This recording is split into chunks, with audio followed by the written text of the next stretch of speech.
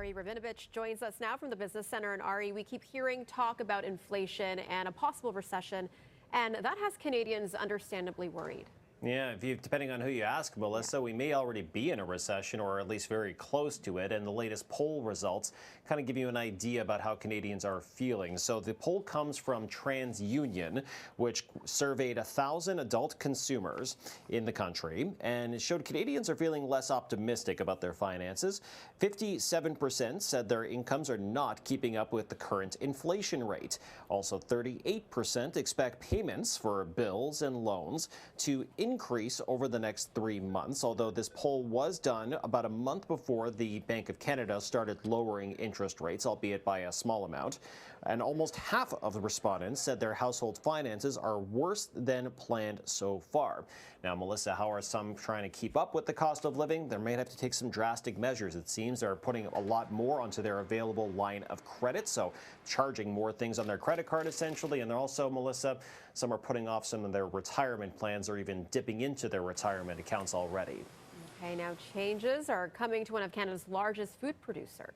Yeah, Maple Leaf Foods. It's no longer going to be kind of this blanket company that covers all sorts of protein sources, we'll call it, Melissa, but now they're going to be spinning off its pork business. It's going to be a separate publicly traded entity, although there's no name yet for this pork company. I'm kind of interested what name they come up with, but Maple Leaf Foods will still retain about 20% ownership in that new company and says it will allow for maximum sustainable growth of its pork product offerings. And shares of Maple Leaf Foods today on Bay Street gained 8.7%, so I guess you could say investors are really excited about Maple Leaf Foods bringing home the bacon, Melissa. All right, and Ari, Meta is adjusting its rules around hate speech as the war in Gaza continues. Yeah, this is pretty interesting as well, Melissa. So it's kind of expanding its policy around hate speech towards the term Zionism, or when certain posts point out so-called Zionists.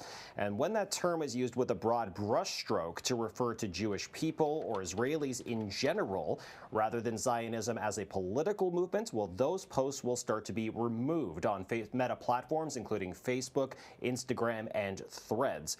Meta says it usually removes posts that attack a person based on a protected characteristic, and that could include race, nationality, or religion.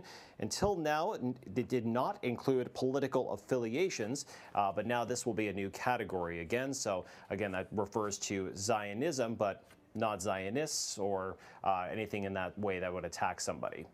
Okay, well, thank you so much, Ari. We'll talk to you again tomorrow. See you then.